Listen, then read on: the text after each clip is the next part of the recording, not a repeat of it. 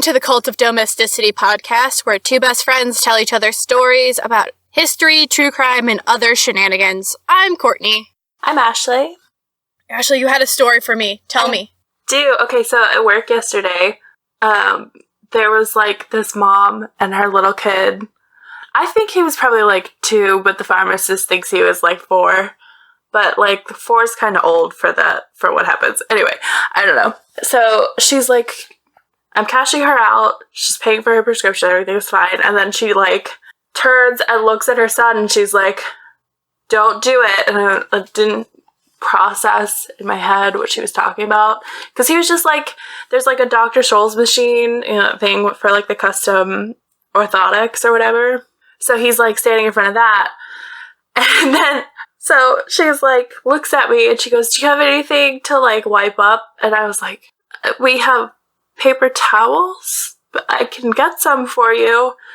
Thinking that he had spilled his juice or something. Nope.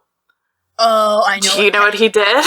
He pooped. He shat, and it fell out of his shorts, all over the carpet, all in his paper towels ain't gonna clean that up. And so, long story short, we replaced 2 carpet tiles, because the pharmacist was like, no, she goes out there with their screwdriver after they leave, because the mom, ground it down into the carpet thinking that would be a good idea. No, it's not a good idea. If she had been trying to clean up after a dog, and the dog had been too messy, and she just, it was a whole thing. So she goes out with the screwdriver and, pries up the little carpet tiles. Now we have 2 that are much more blue than the rest of the surrounding carpet. Love it! It's the second time she's had to clean poop off the floor in as many months. I turned around and I looked at her and I was like, I think that kid just pooped on the floor. And she just sighs and goes, this is my life now. And goes out to help clean it up. And I was like, you are a trooper. That kept happening to me when I was guarding. There was one summer where I don't know what it was, but they were always within my eye line. Mm-hmm. And I was just the mom was trying to get the kid to the bathroom. She didn't even, try, though. She just stood there and kept paying, and I'm like, what are you doing? I will gladly call someone else over to help the rest of the people in line if you want to, run to the bathroom with your kid. I'll wait. Do you? But no, instead, you just let him poop all over the floor. She wasn't even embarrassed or anything. Not that I would want her to be, but, she did not bat an eye. I offered her How many gloves. times has this happened? Right, that's what one of the other texts was I bet that's not even the first time today. Because, if he'd been wearing a pull-up or something, she said that they were potty training him, but if he'd been wearing a pull-up or something, it wouldn't have just fallen out the bottom of his shorts. So he was, free-balling it. So. Oh, my God. It's know. those people who... I was watching, it's one of those it was on Bravo, let's not lie. Of course it was. And these parents wanted to, free range their kid in New York City, aka, not put a diaper on him. What? And so, yeah, it was it was the baby show they had for a little bit, helping, ultra-rich parents in New York with their kids. Don't figure it out. Child. Be gross and use a cloth diaper if you have to, but, wrap that up. They had a fake baby, and we're showing that, because I think the dad wanted to do it, and just showing the dad how, you can't. No. You don't know when a baby's gonna poop. No. I half the time don't know when the dog's gonna poop. I thought she's gonna poop today on her walk, and I was like, I hate my life, because I have to then carry what basically is a horrible smelling thing, and I ran out of hand sanitizer in my purse. Just put some in the dog bag. We have a dog bag. Don't judge me. She's a big dog. We need water bottles with her. Yeah. Water bottles, treats, her cloth water bowl so I can take it anywhere. Mm-hmm. We're set. We're good. Sometimes snacks for me, depending on where we're going. If we're going to the beach, there's snacks for me in there because I'm not carrying 2 bags. No. Why would you? Yeah. Why make more work for yourself? No? No, I finally got smart. When I took her to the beach last time and we had our life jacket, I carried it to the beach, the life jacket. Mm-hmm. And then when we were coming back, I was like, fuck no. It is awkwardly hot. And you just covered in sand and whatever Lake Erie is. So you had a story too. Do you want to tell it now? Yeah, I have a happy story before you go into your topic. Before I terrify you. So, our next door neighbors have adopted Schnitzel as their dog as well. Well, they had a dog when, they've only lived there a couple of years. They had a dog, but it was older and they had to put it down. Because there were problems. And they're really cute. I guess the other day they were calling, they went to, a birthday party and they were calling the other dog Schnitzel. Aww. Yeah, they really love our dog. But it was the little girl's, 5th or 6th birthday. Also, you should know my dad and I both had wrong names for her. Both. And Caitlin goes, no, it's Ella. And we're like, nope, not close. Not close. Was it actually Ella? Yeah, it's Ella. Okay. No, that's the ones we picked. I was like Lily, and then my dad was something else with an L. I mean, you had the L. There's 2 L's in Ella, so, you're kind of close. Yeah. I've only, the little boy comes over more, so he just wanders into our yard. Last time we were recording, my sister came downstairs mid-recording, 1, to scare me, and 2, to let me know she had inadvertently been babysitting our neighbors because they were just following Schnitzel around, and Schnitzel was just following my sister around, and then their parents couldn't find them. Is that what that was? Yeah. I remember she came down and I just couldn't hear, what she was talking about. Yeah. Yeah, so it was Ella's birthday, so I went and got a card that had a German Shepherd licking its lips on it, and it said, the cake will be postponed. And my dad went to Dairy Queen and got a gift card for her, a $5 one, because she's 5. It's enough for a small child. They're like, money! Right. I have no concept of this. I am the richest man in the world. And you gave them, $3. Yeah. You're like, yes, you are, child. Yes, you are. Yeah. So, and then I wrote a note, because my dad's like, write that Schnitzel made sure the ice cream was good for her. So I wrote that in there. And then I said, happy birthday from the Messages and Schnitzel. Well, this morning my dad goes, you got a card. And it says, Courtney, and I will have to post a picture of it, the most adorable spelling of Schnitzel, because it's not close. There's not enough consonants in it.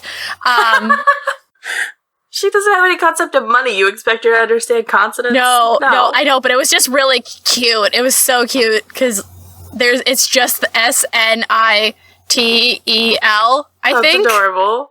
Yeah, and it was, I could probably post the card. It was a little thank you note, and it was the cutest. Aww.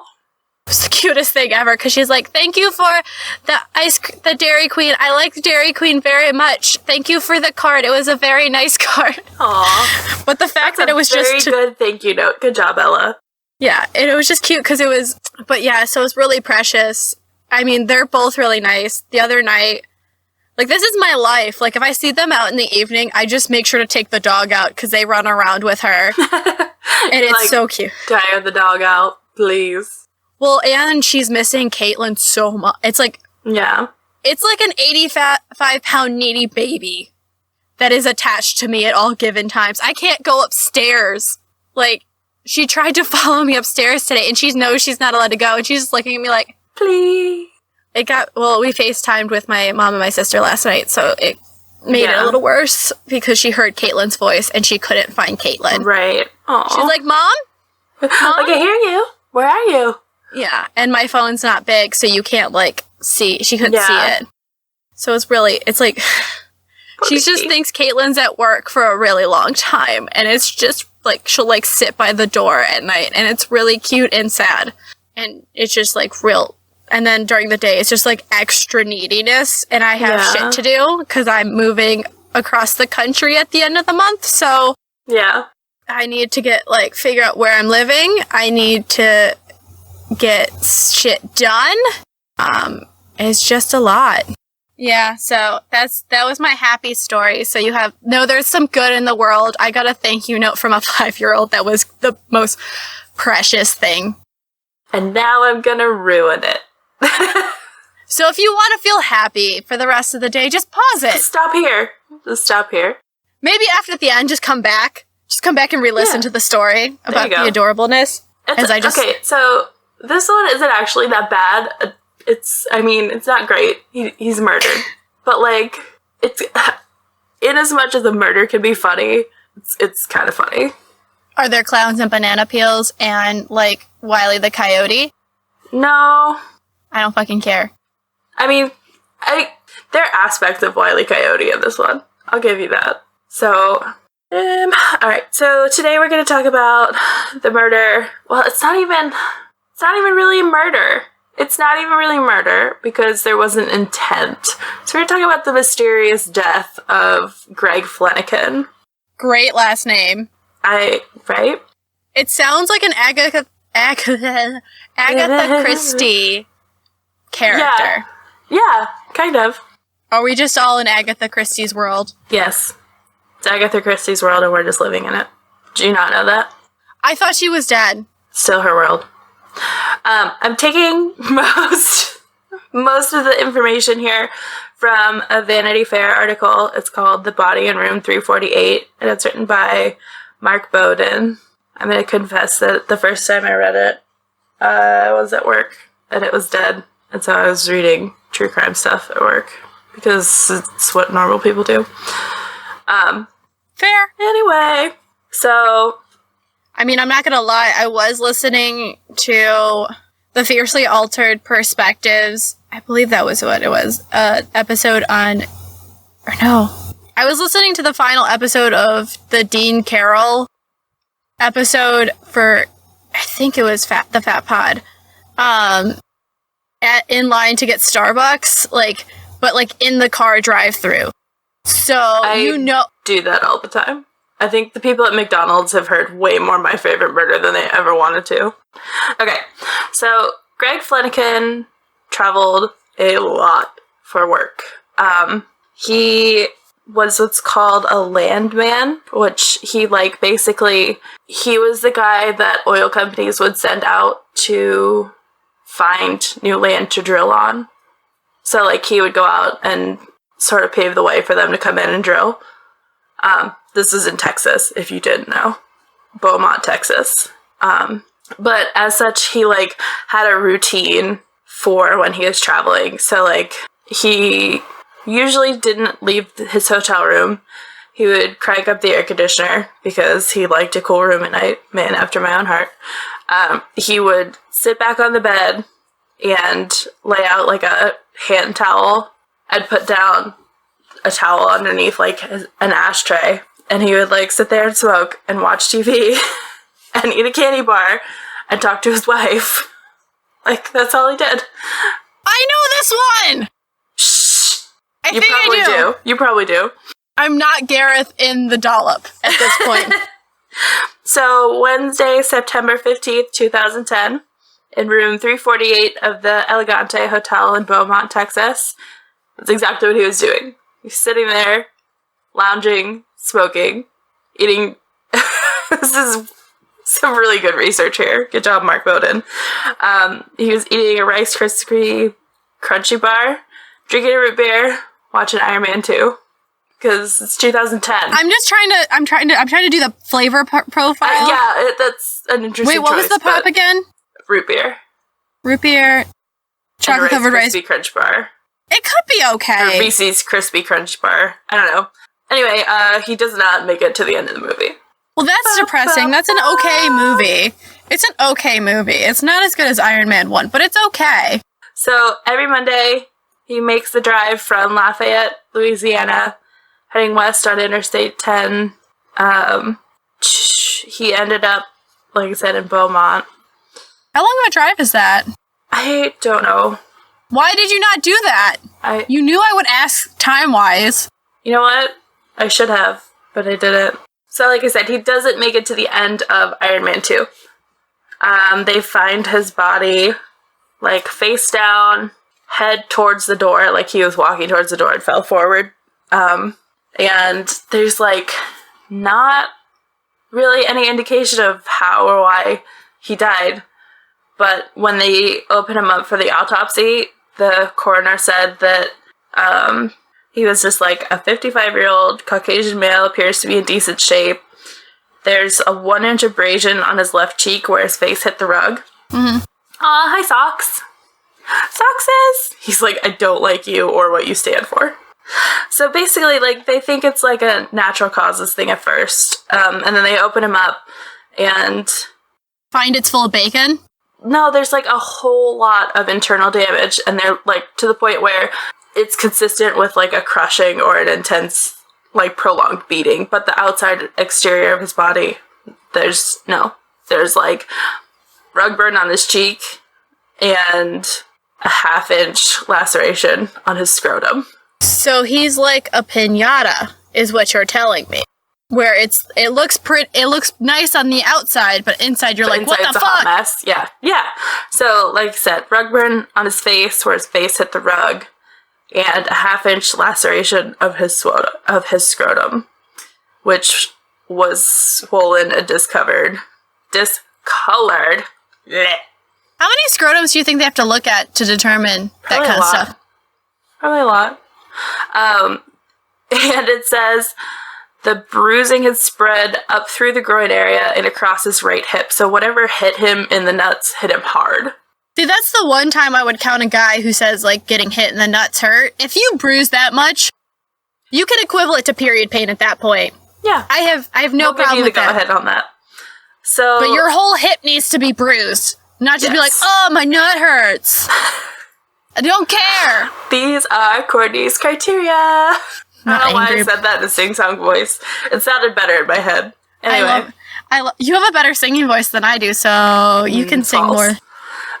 So he opens up the front of his torso, and there's like a surprising amount of blood and extensive internal damage.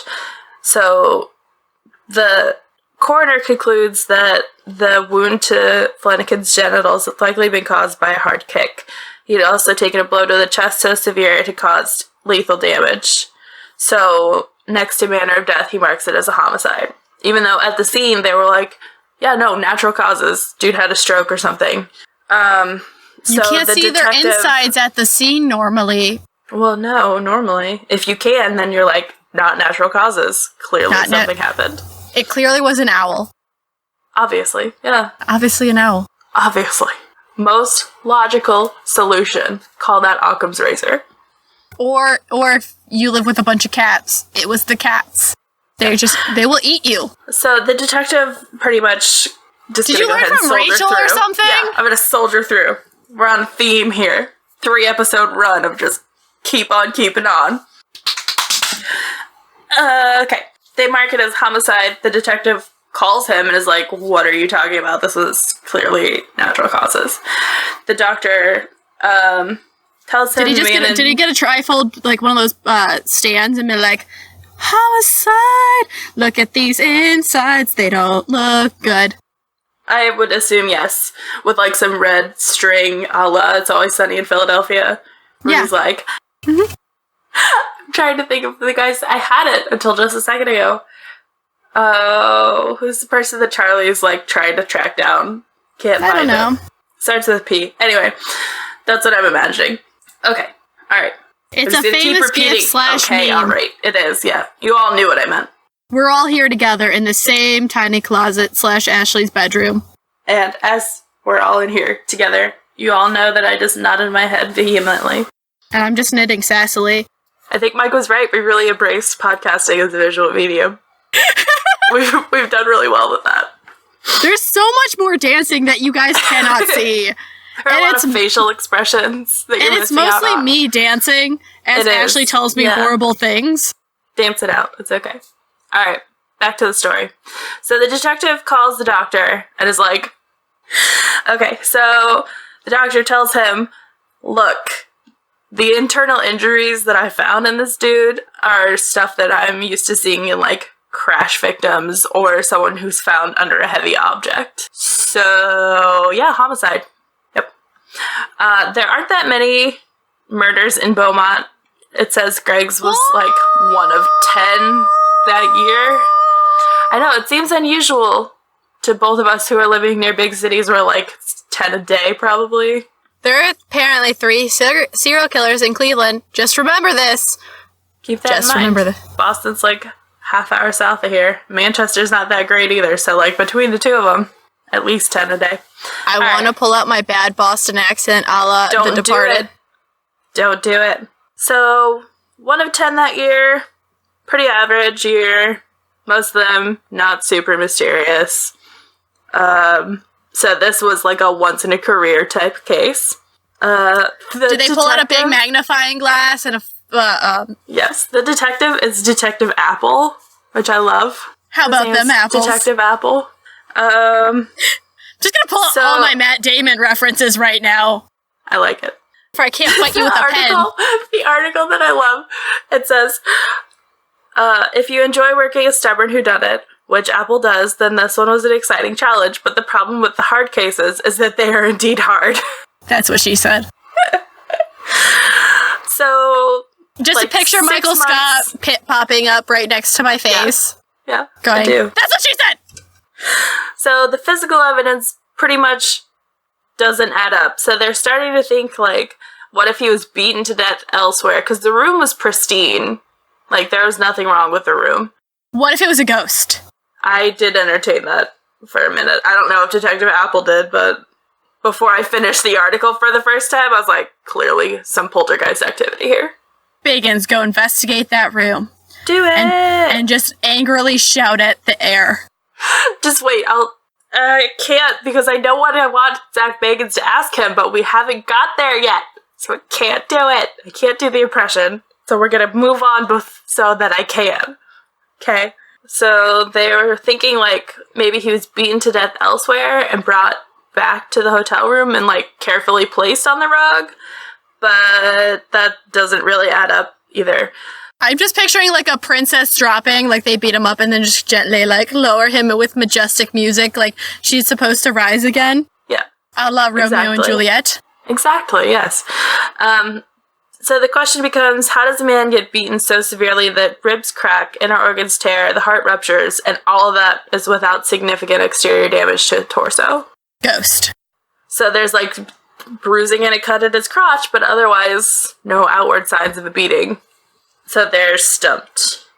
Ghost. And also, if that is what happened, how does it happen in a hotel room without toppling anything over, disturbing it, and no one... So how does that happen in a hotel room where nothing's toppled over, disturbed, and no one hears anything? Because, like, they interview the people in the rooms around him. One of the rooms... and this is important later, one of the rooms is occupied by a group of union electricians. I'm not going to say what I want to say. So they, like, interview all of them. They're like, no, we didn't hear anything. It's a pretty quiet night. Like, yeah. So, and also, why? Like, he doesn't have any enemies, talks a lot to Susie. She clearly, like, is still deeply in love with him, like, to this day. Pretty sure. Aww. Like, she was heartbroken, but furious at the same time, it says. It's a Susie scorned! Susie scorned! No, so, like, she married him twice. Like, they were married when they were, like, basically kids, and then they separated and married again in middle age. Please describe my face. You're probably as heartbroken as Susie is right now. The second time they got married, they had been married for 15 years until he died. If you like someone 15 years after you marry them enough to marry them again. No, so, like, they were married when they were young, and they went their separate ways. It doesn't really say much about why. That's not really any of our business, other than it's not motive, because, like, after she called him again, the first thing he said to her on the phone was, "I've been waiting for you to call." And then they ended up getting remarried and were together for 15 years after they were, like, their remarriage was 15 years. If that makes sense. Now Courtney's just sobbing into her hand. This scarf for the backlog is just gonna smell like my tears. It's just gonna be a real salty scarf.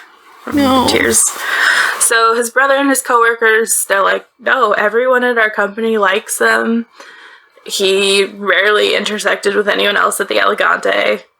Like, he went to his room in the early evening, stayed there by himself, never went to the bar, didn't, like, socialize, drink a lot, pick up women on the road. So it's, like, there's no really... His heart was only for motive. Susie! Yeah. They like, they're desperate. They're grasping for straws. The maintenance records show that at some point early in the night he died. He was cooking popcorn in the microwave and accidentally blew an electrical circuit, which the outage had affected the adjacent room, so room 349, and the rooms directly underneath. But, like, he calls the front desk to report the outage, and it says confessed his role sheepishly to the man who came up to reset the breaker. He's just a good human being! So, like, it leads to two theories. So the first one is, it says the first involves sex, because the maintenance man who came up happened to have a rap sheet as a sex offender.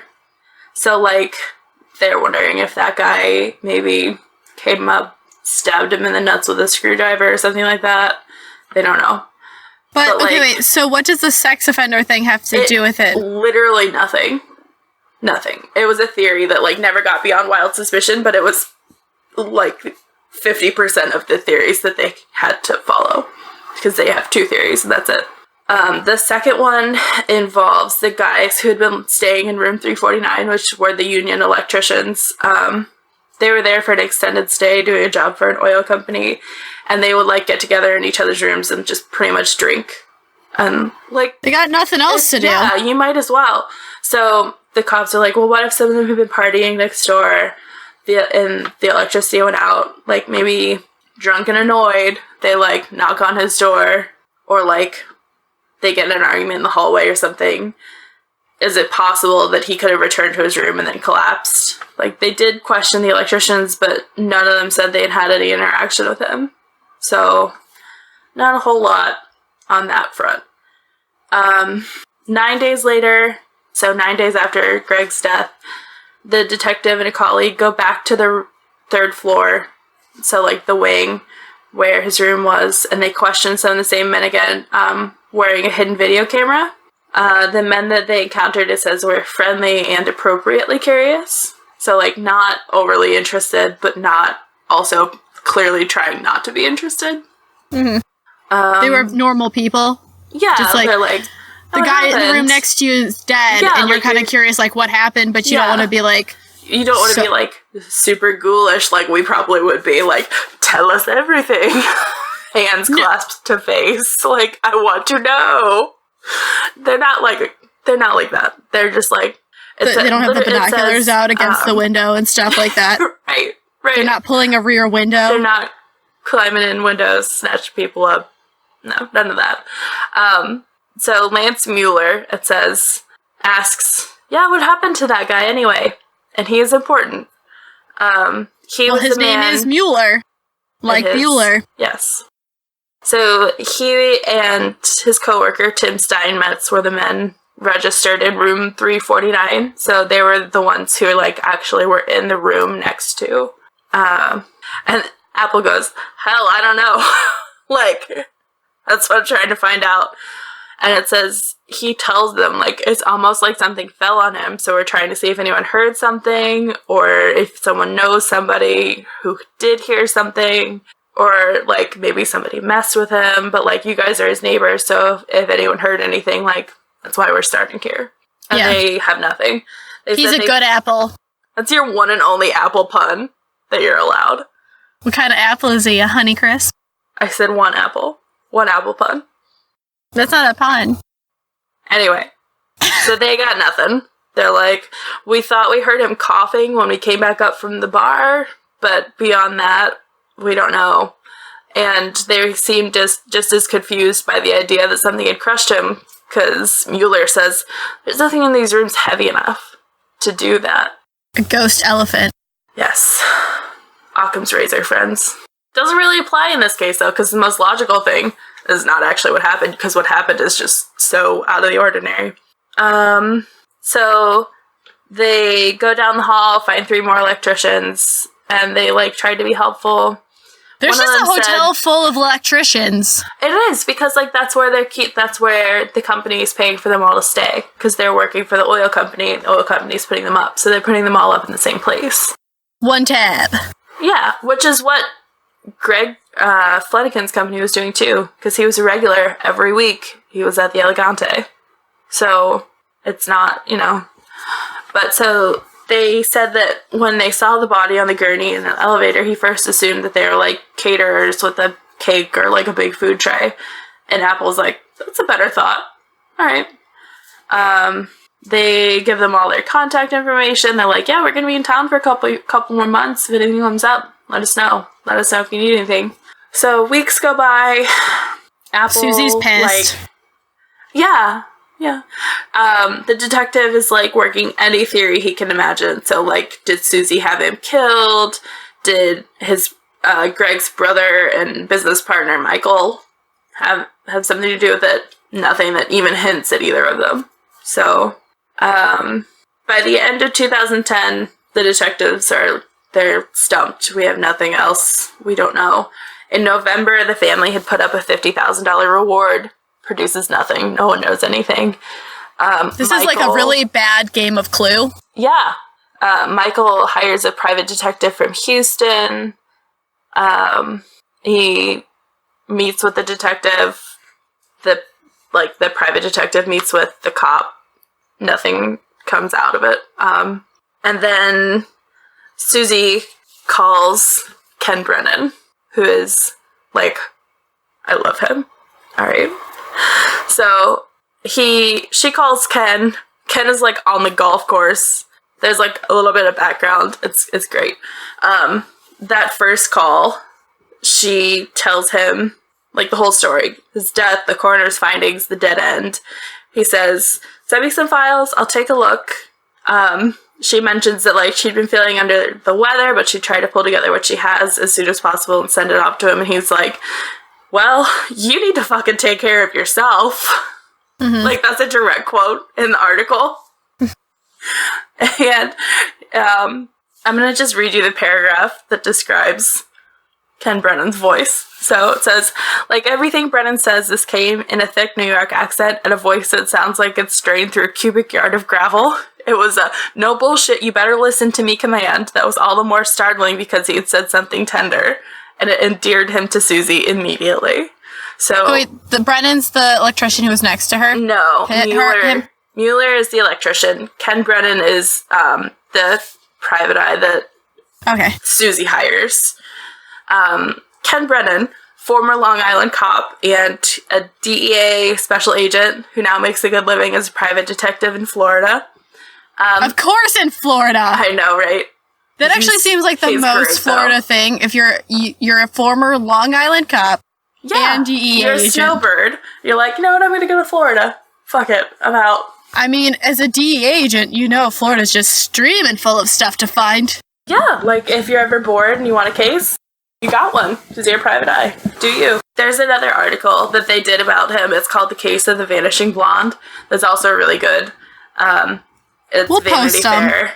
And he's like, it actually helps Susie find him, because, like, he's recommended to her by a lawyer friend. But, like, he has a reputation for solving really hard cold cases, which is what this is going to turn into pretty soon. Brennan visits Susie in April, and he asks her a lot of hard questions about, like, their relationship, about Greg's faithfulness, about insurance arrangements. Like, he's trying to make sure she didn't do it. She had no motive to have him killed. Like, they know she didn't do it, but, like, they have to work the angle that did she have him killed? Did she put a hit on him, kind of a thing. Which, like, Long Island cop DEA, he's the one to work it out. He would know. He would know. So, he asks her one more thing. He says, was there anything about the crime scene that didn't seem right to you or that seemed off? And she tells him she was surprised that the room was so warm when his coworkers came in the next morning because he likes to crank the AC up at night. So she said the only thing that really stood out to her was that they said the room was warm when it shouldn't have been warm. The AC should have been on all night. That is true. If I ever come into a room where you're sleeping and it's warm, I know something's a fuck up. Yeah. Like I said, man after my own heart. Sleep in the Arctic tundra. Yeah, it sucks. Sleep at a normal temperature, bitch. No, false. Alright, so he goes home. He makes arrangements for a second trip. This time he's gonna go to Beaumont, so where the hotel was. Excuse me again. So the Detective Apple, comes out to a sports bar. They eat, they talk. It says Brennan told Apple what he always tells the cops he meets in his work, which is, look, I'm not a maverick. I don't do things half-cocked. If I decide we're going to do this, we're going to do it as a team. There's nothing I'm going to do that you're not going to know about it, and there should be nothing that you're going to do that I don't know about. The one thing I won't do is I'm not going to fuck up your case. I've been doing this a long time, but I also know that you're the one in charge, so it's your case. Which, I was like, I love this guy already. He's my favorite. Why are there not more like him? Right? So, partly what he's trying to do there is he's trying to feel out the detective, the cop. He's like, I don't want to work with someone I don't like and someone that I can't communicate with. It's going to make his job 10 times harder if him and the cop don't agree. Absolutely. So he decides, you know what, I like the Beaumont detective. Apple's like, yep, he has good people skills. I'm good with it. So they decide they're going to work together. The next morning, Detective Apple picks up Brennan. They go to the hotel room. Apple shows him all the crime scene photos, the autopsy results, all of that. But he basically goes over what he had done for the last 7 months and is like, here's where we are. And Brennan goes, I think I know how he died. I think I know when he died. And I think I know who killed him. Pretty sure I know how we're going to catch him. And then Apple's like, come on, man, really? What are you, like, some kind of mentalist here? Yeah, so he goes, hear me out. I'm going to tell you what I think, but first I have to call his wife. So he calls Susie, and he says, your husband, is he left-handed or right-handed? She says, he's right-handed.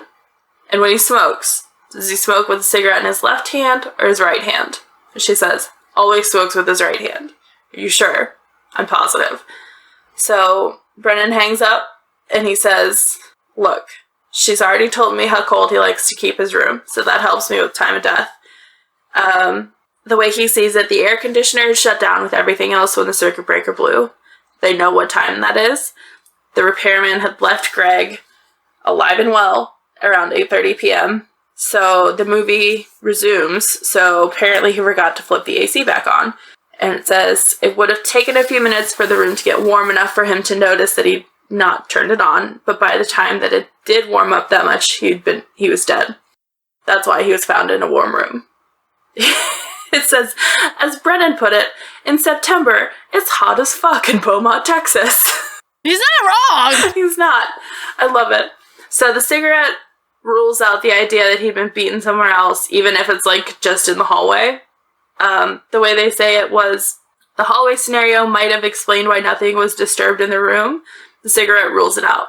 Because there's no way that his attackers, in putting him back, like, if they'd moved the body back into the room, there's no way they would have added the touch of cupping one hand under his body and delicately placing a burning cigarette between his fingers.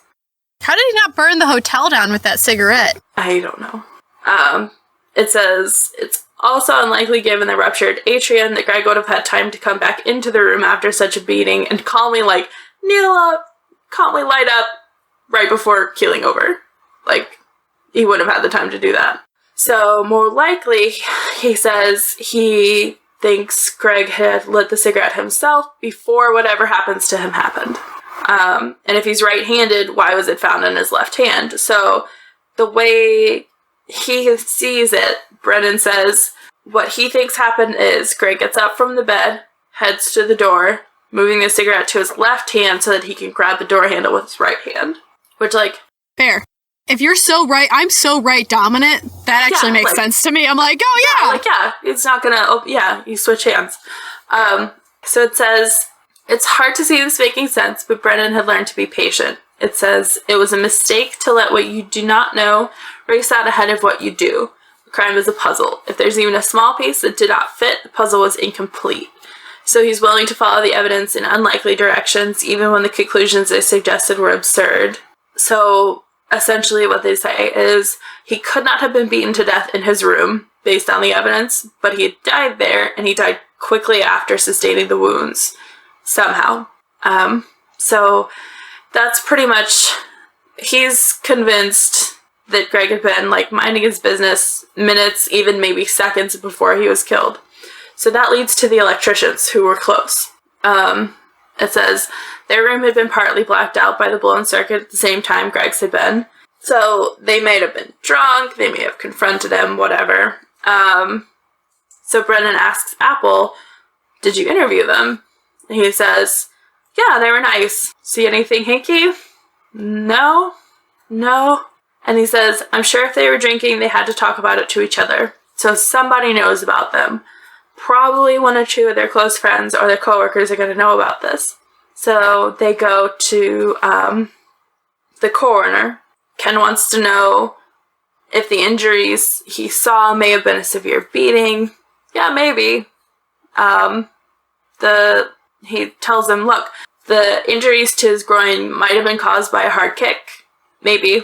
If they had been wearing steel-toed boots, which the electricians next door were wearing. Interesting. Yeah. Interesting. So Brennan asks Apple to start interviewing the guys who'd worked with the electricians that previous summer. He goes back home and he inspects the surveillance video from the hotel. And the cameras show him coming in from work that evening. They show the electricians, like, going out to their cars in the parking lot, but, like, nothing super obviously suspicious. So he goes back to Beaumont in late May of, it would have been 2011 at that point, I think. And they go to see some of the coworkers who hadn't yet been interviewed. At that point, the union electricians had been gone for 7 months, and they still really don't have anything. But Brennan's convinced this is worthwhile because human nature being what it is, if any of the electricians knew something about the death, word would have spread. Like, so they make the rounds.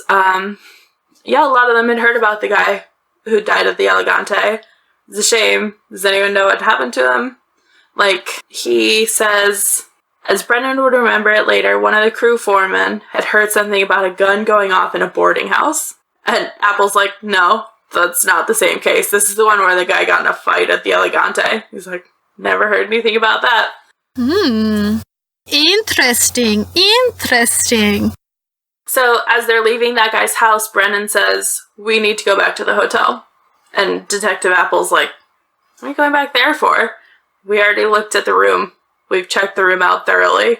What are we looking for? He says, we're gonna look for a bullet.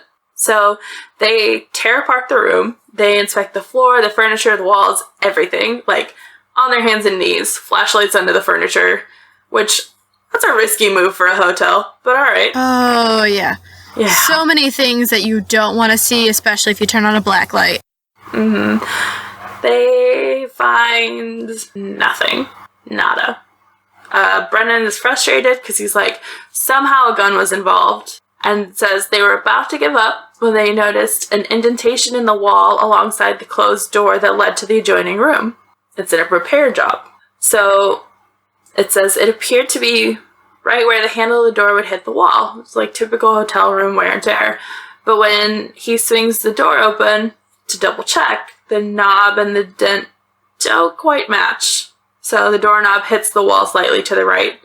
So Brendan's like, alright, let's take a look at the other side. And when they get there, there's a small, neat hole in the wall that had been patched with a daub of, like, faintly pink filler.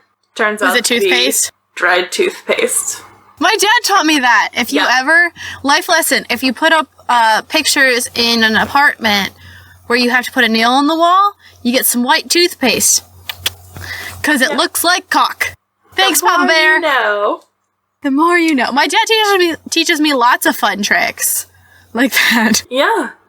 So he measures his height against his hip, and he walks back to 348, measures the indentation, so it lines up.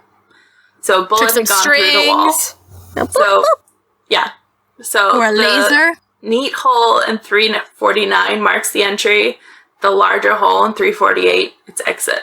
So they, like, it says, Beaumont's crime scene investigators carefully excavated both holes and shined a laser through. The trajectory pointed straight up to the bed where Greg had been sitting, smoking, eating candy, and watching his movie. They excavated some holes? Yeah, they did. Brennan goes, this motherfucker was shot. I love this guy. I really do. I want to be friends with him because I feel like he's the kind of detective you want to just hang out with. I feel like he's one of us. One of us. One of us. Exactly. Dr. Brown, however, not convinced. So it says he had examined the man's body from head to toe, cut him open, inspected his inner organs one by one, and reversed the expectations of the police. So now they want to tell him that his careful and professional observations are wrong, that he missed, of all things, a bullet wound. Sorry, no. But what if it's not a real big, like, it could be like a graze or something into the right place? Because, we are actually quite fragile as humans. So Brennan volunteers to do the talking, which, risky move, but okay. No, it's a great move. It's a great move. But all right. Always put Brennan in charge. In order to follow up on their theory that he was shot, they have to get the coroner to rewrite his findings, because you can't argue in court that a defendant had shot someone if the medical examiner's office concludes that the victim had not been shot. Yes, that is true. Good point. You can't have two people saying separate things and then being like... Right. You can't press charges for a shooting when the coroner's like, nah, he was beat to death. You get laughed out of court. I don't think you'll even be allowed in court. Probably not. They'll be like, no. Probably not. The judge will just stand there and be like, you shall not pass! Yes. Wear their special white robes that day, Have a stick and a fun hat. Class it up. So they sit down, they tell him, look, we're working on the Fleniken case. And the doctor's like, oh, did you catch the guy that beat him up? And they're like, no, we're not there yet. And then so they explain what they discovered, trying to, approach the subject delicately. But Brown catches on and, quickly gets the picture. And he says, you're trying to tell me this man was shot. And I'm telling you, he wasn't shot. So he can see where he can see where they're going. He says, I'm not exhuming the body. It's expensive, it's a pain in the ass, it disturbs the family, and it's a lot of work, and it's impossible because the body had been cremated. So the ovens, it says, were hot enough to destroy metal fragments. And so Brennan goes, look, just let us take out the photos from the autopsy. Let us go through them, and let us see what we can find. So, he humors them. They're like, yeah, alright. So they look through the pictures, they are passing them around, just kind of, crowdsourcing it. I'm sorry, I'm just picturing them you're sharing your vacation pictures. Here's the one of his insides of his liver and his intestines. Exactly. Here's one of his face. Here's one of his scrotum. Here's one of his, asshole. What you do after vacation. Exactly. So, okay. So that's pretty much what's going on. So they pass them back and forth across the desk. Brennan's pointing some stuff out, asking questions, what about this here? And the doctor's like, yup, that's the liver. Oh, what about this one? That's the intestines. So it's exactly what I said. Yeah. It says Brennan knew exactly what he was looking at. You're gonna want to brace for this. I can't, there's a fucking cat on my lap. Alright, we'll let him anchor you to the chair then. I'm sorry, fucking, cat, because I don't want that. I need that distinction. He is an asshole, but I need that distinction. I love it. So, it says, I'm just going to read you this entire paragraph and exchange here. So it says, Brennan knew what he was looking at. The bullet had entered Greg's scrotum and torn up through him. The skin of the scrotum was soft and pliable and had folded over the entry wound, making it less obvious what it was. The internal injuries traced the bullet's fatal trajectory. Brennan says, Doc, could all of this damage have been done? Besides blunt force trauma, could a bullet cause the same? The doc says, yes, it could, but that's not what happened here. He needs to open his mind. He's very experienced. He's got a method. He doesn't like people questioning his results, and I get that. But at the same time, are you not still a scientist? What about the scientific method? Come on now. Aren't you curious? Yeah. I'd be fucking curious as shit. Be like, wait, what? Right, like, thank you, someone got shot through the scrotum? Yep. Scrotum? Yep. How many octaves can your voice go through in one word? 17. So, okay. So he says, yes, it could. That's not what happened here. This man was beaten. Alright, but could it have?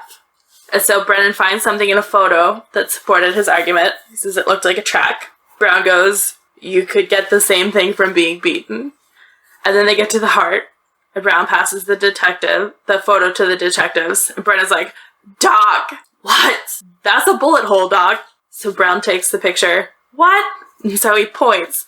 That's a fucking bullet hole.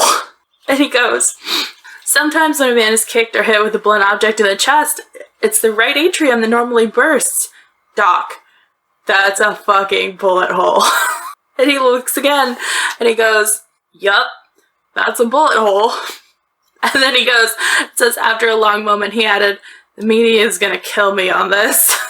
My thing is, how many times did Brennan have to say fuck? I don't think it's a question of have to. I think it's a question of wants to. I think it seems like his favorite word.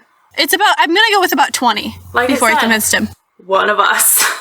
One of us. One of us. One of us. So, okay. 7 months later, or no, I'm sorry. Tim Steinmetz was probably feeling pretty okay about the meeting with the Texas cops. Like, getting the call, it's probably a shocker. But because it had been more than 7 months since he and Lance Mueller had come home from the job in Beaumont. And now 2 cops from down there go all the way to Wisconsin to see him and question about the guy who died next door. And so he and Mueller confer about it beforehand by phone. No. To get their story straight. I hope you know I'm going to leave it like that, because that's pretty great, because you kept trying to talk and I was just like, nope. I gave up after a little bit. Okay, so they talk on the phone to get their story straight. And then he goes and he meets with the detectives in an interview room at the Chippewa County Sheriff's Department. And, really, they could not have been nicer. They were sweetness itself. Tim sits in a swivel chair on one side of a big wooden table, and they sit opposite him with their notebooks and their files, and they're super official. And they say, thank you for coming in. This is all routine. Don't even worry. So they walk him through the evening. They ask a bunch of questions, and he, answers them. He tries to remember every detail, except for the part about the gun, of course. But, they didn't push him at all. And so, nice. Ken Brennan, the older one, says, you hear that the guy next door to you died? He says, yeah, we did hear that, but, we didn't know for sure what was going on. We had no idea. We didn't hear anything. There was no banging. Nothing. That's why this is kind of weird. So they, take some notes. They write out the statement. And he says, and that's it, huh? Yeah, that's it. You guys flew all the way here for that? Mm-hmm. So, he stands up to go. He says, is that it? Hang on a second. This is Brennan. His tone is, different, harsh. And he says, it was till you signed that statement. Now, you've got a problem. So he's like, okay. And he sits down. He goes, now you're going to tell us what really happened. Because we know what happened. Because now you're going to jail with him. Do you want to go to jail with Lance? And he says, why am I going to jail with Lance? And he says, you just made a false police report, that's why. Apple, speaks up. He goes, Tim, we know what happened. We know everything that happened down there. And, I realize that you're trying to be noble and protect a friend, but you're about to get your whole family in a bind. It's not worth it. It's not worth it. Can I make an Apple joke? You get one more. So, Apple is kind of like a Mutsu, kind of sweet, maybe a little sour, but really he's a Granny Smith. Packs a punch. I'm going to assume that was a hilarious Apple joke that, Apple fanatics are going to get, but, just going to move on. Really thought hard about that one. You did. So the whole story comes out.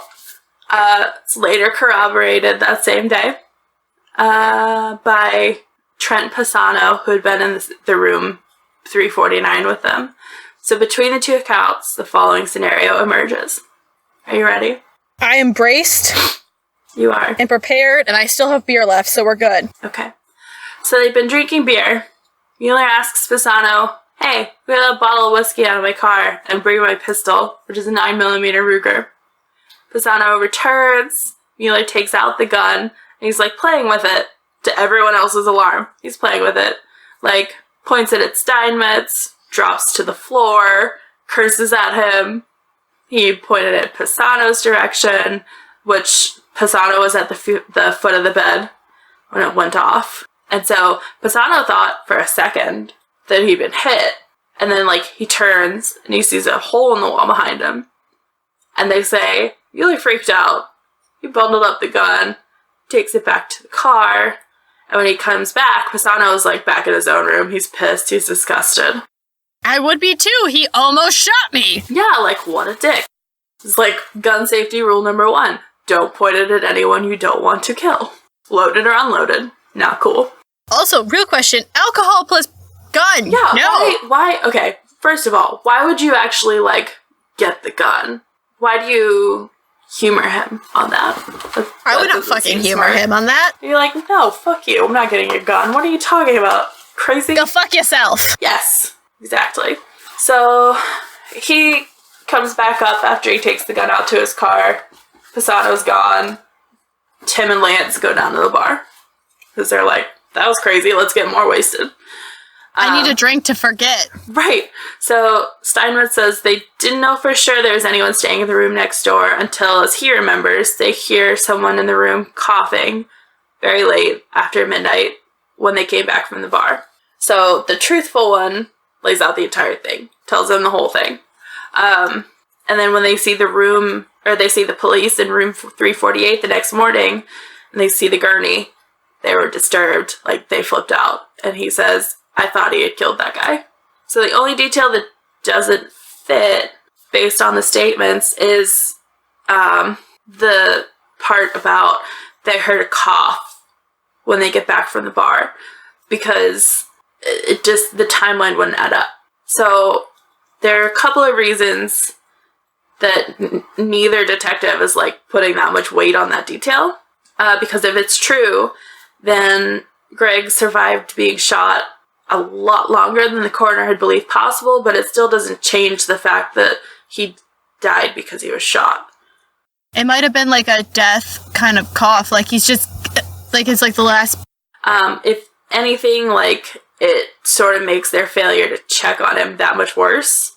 Because, like, now they know, yeah, there is someone in the room next door, but, like, he's probably fine. We're not going to check and make sure we didn't scare the living Jesus out of him, at best. But so, more likely, they think, is they had heard him coughing the night before.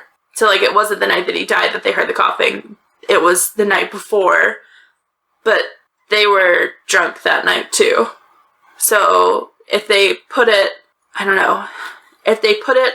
based on their memories, how would... and, like... it seems like they're functioning alcoholics. Yeah. So, I mean, your brain's gonna get a little scrambled with that much booze in your system. The only thing that doesn't match the detective's reconstruction is that cough, which they go hard at, even though it doesn't really matter in the long run. Like, they want to know. So he says, Brennan asks them, did anyone go next door to check on the guy? And Tim goes, no. I always ask myself, if I was in a situation like this, what would I do? And then he says, I admit, but then he gets cut off because the detectives have something else they want him to do. And the something else that they want him to do is call up his buddy, Lance, and then they're going to record the phone call. I mean, I would do it to stay out of fucking jail. Yeah. So he says, hey, what's up? And Lance is like, not much, just sitting around. And he says, well, I just got back from down there. He goes, how'd it go? He says, well, I told him the whole story, what had happened, that we were sticking to there, What's that? He says, what's that? What do you tell him? He goes, the story that we were sticking to, that we got home late that night, the guy coughed or whatever. And he says, yeah, I was gonna leave there then, but because, like, your lawyer had said it'd be okay, right? You know, right? He says, and when I left there, they said, okay, you know, tell us the truth. So, I told him the truth of, like, what really happened. And it says, so he says, yeah, I told him the truth.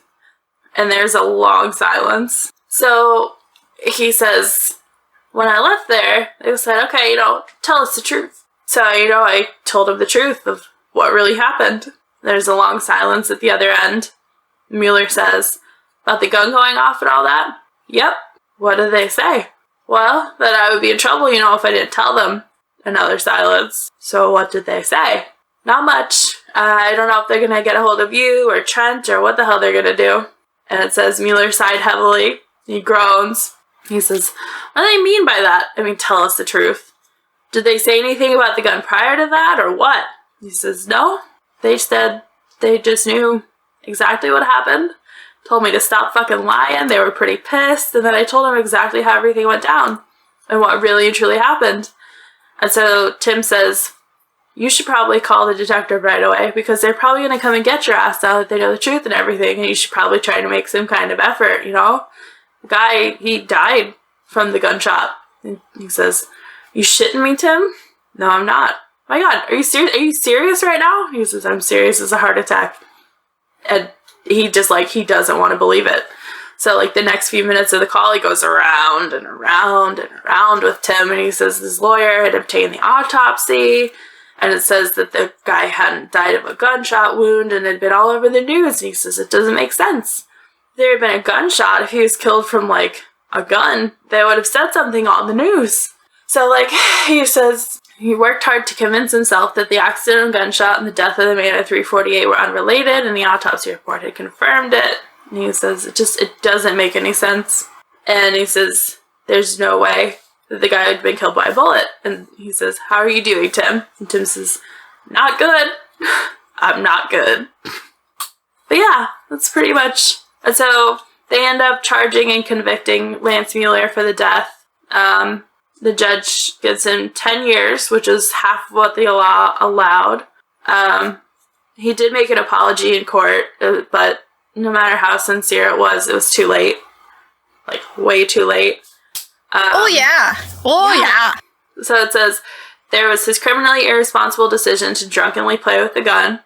As Steinmetz had said, they had suspected from the start that the bullet had at least helped kill the man in 348, even a heart attack, which might have been the first assumption, as the police rolled his body out on a gurney, could have been triggered by that gunshot. And then it says, even after the coroner had ruled that Greg had died of blunt force trauma, Mueller was happy to accept that something might have crushed him to death, even if it was hard to imagine what. But he was still worried enough about the gunshot, because he had himself patched up that hole with toothpaste, hid the gun immediately in his car, and then stashed it with a friend for the first few days after the incident, and then handed it over to an attorney for safekeeping before he left Texas, which was a huge mistake. Because if he'd come forward at any time prior to Brennan and Apple solving the mystery, which had taken about 8 months, it's unlikely he would have been charged with manslaughter, much less have gone to jail, because it was an accident. It was stupid, and it was drunk, and it was irresponsible, but it was an accident. But instead, he kept his mouth shut and gambled from the start that whatever connection he had to this death wouldn't be discovered. And, like, pretty good odds, but not how it happened. So yeah, the mystery death was that he had been shot in the nuts on a fluke. Oh my gosh, that is ridiculous. Crazy from start to end.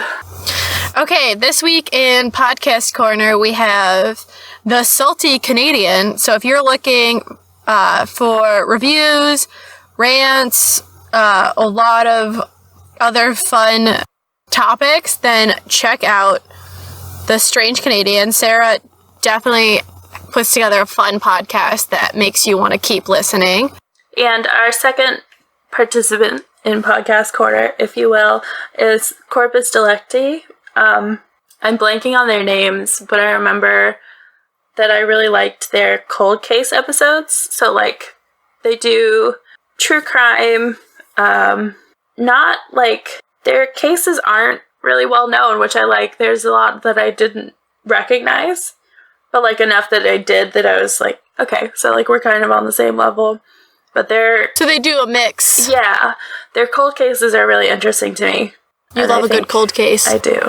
So I think you will listen to some promos. Oh, hey there.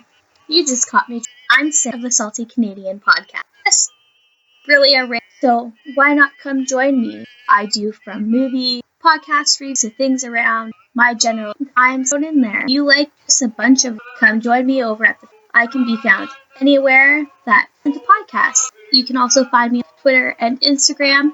Search the Salty. So don't be salty and have a great day. Hey y'all, Jen and Lindsay podcast here to tell you to check out our show. If true crime is your thing, it's ours too, with a touch of lightheartedness, southern charm. We cover compelling cases and crack them open for you.